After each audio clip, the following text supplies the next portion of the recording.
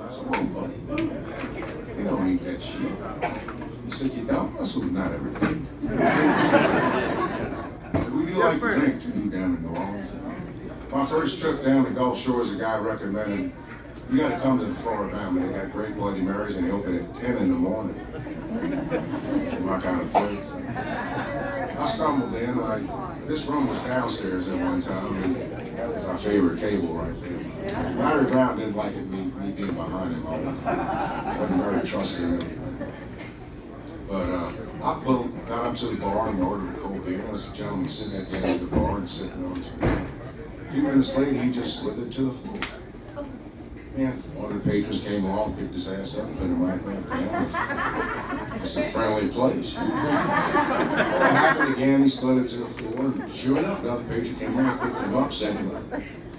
Well, finally, everybody kind of scattered, and he slid to the floor again. I said, "Shit." Go over there and pick him up. And I said, "Hey, buddy, you look like you might have had one too many. I'd be happy to drive you home." Popo. Well, he uttered his address to me and promptly passed me. So I threw him off my back and drove the next home. Got up to the doorbell, rang the doorbell. His wife said, "Who are you?" I said, "I'm Hawkeye. I was husband at the Bama." And I thought I'd bring him home. He got a little wasted, you know. And she said, "Oh, thank you very, very much. I'll flung him on the couch," and she stuck me that time. She said, "What'd you do with his fucking wheelchair?" I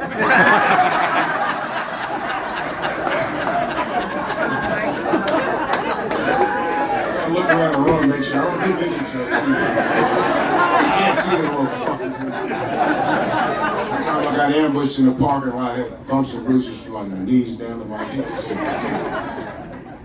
Anyway, something special about being in Gulf Shores and the smell of the Gulf of America. Hola.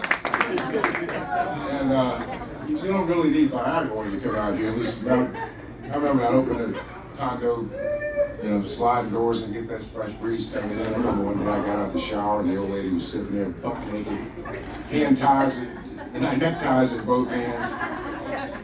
I picked her up, threw her on the bed, tied her hands to the bedpost, tied her feet to the bedpost, grabbed my golf clubs and had the best round.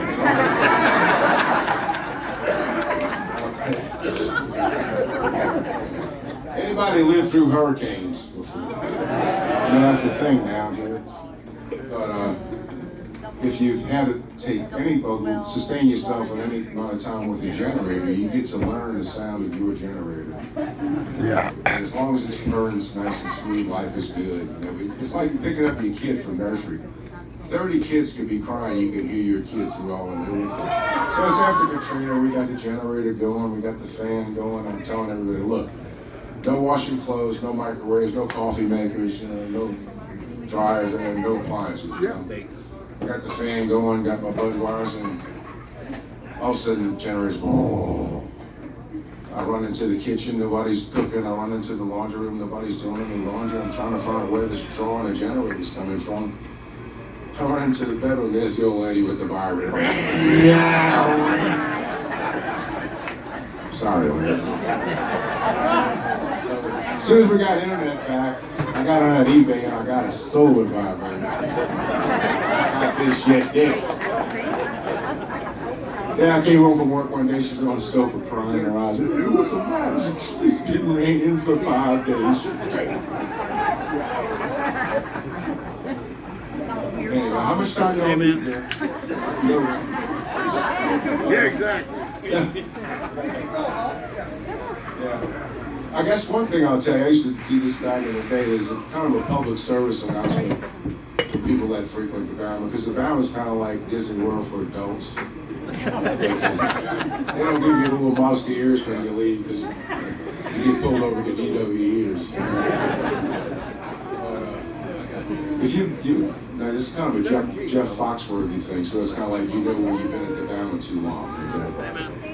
If you light the cigarette on the wrong end, you've been at the Bama too long. You go across the street and order a pizza and tell them to cut it into 4 pieces because you're not that hungry. You consume the pizza, and you actually contemplate taking a dump in the men's room at the Bama. Maybe you've been. The worst part is, You go outside in the parking lot and bust up a little bit and you catch Jack Robertson making out with your girlfriend. And you come back inside telling everybody, that fucking Jack's so drunk he thinks he's me.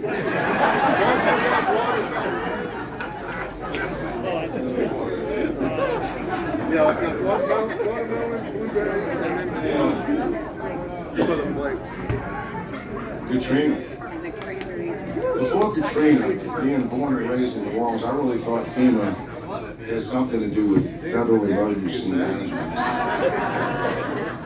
But in actuality, it stands for Find Every Mexican Available. I'm not trying to disparage the Mexicans at all, because they helped us rebuild the city, but when you look like I do, they presented a few challenges. I couldn't go into a Lowe's or a Home Depot. Somebody asked me to fix their fucking roof. I said, "Hey, Pato, man, I got to ask them, I don't do the rules, man. I got a clipboard, a tape measure, and a big pen. I do estimates, man." But really, it was like going to write a book about Katrina. It was like going from the Jetsons to the Flintstones in 24 hours.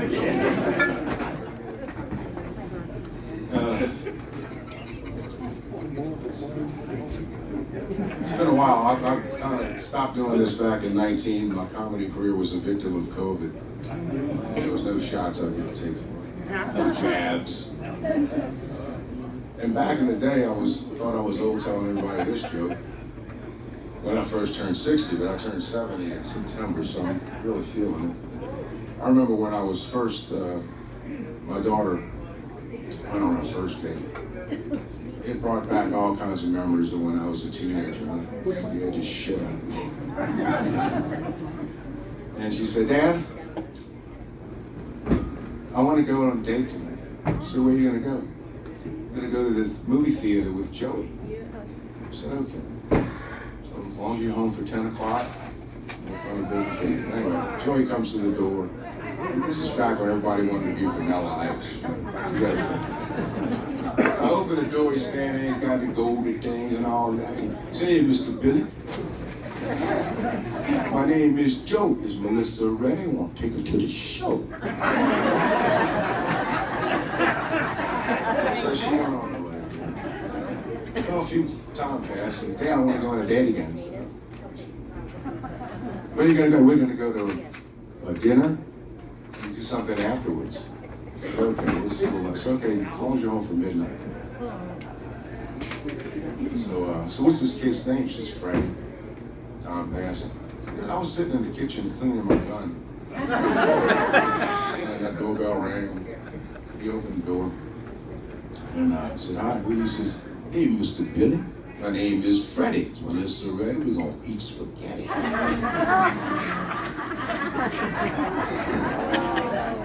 Time passed. This is when you get the big one, you know. "You gotta trust me, Dad. I just want to go out Friday." "Where are you going?" "Out." You know what that means.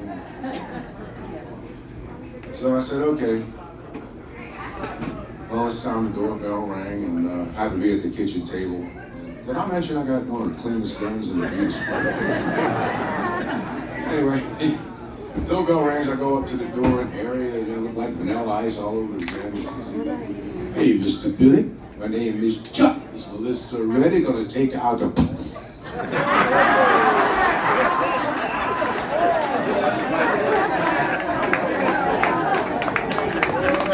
Did 3 years for that one. Anyway, I really appreciate y'all giving me the time to come up and do this. It means a lot to me to see a lot of my old friends.